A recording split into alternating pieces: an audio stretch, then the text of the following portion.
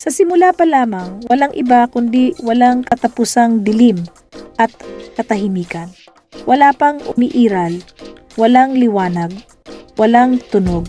Ngunit sa loob ng dilim na ito, naninirahan ang isang makapangyarihan at magandang espiritu na tinatawag na ang dakilang itlog ng liwanag. Sa milyon-milyong taon, natutulog at nangangarap ang espiritu.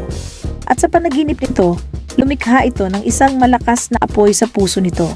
Bigla na lamang bumasag, sumabog.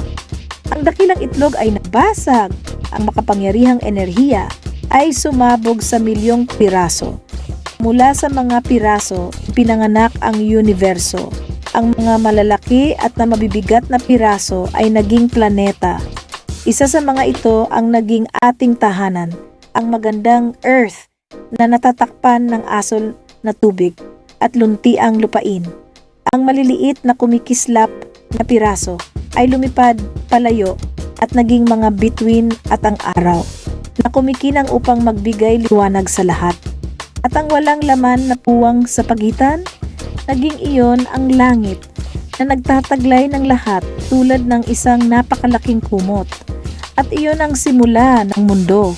Mula sa isang panaginip, nagmula ang 1 milyong magandang mundo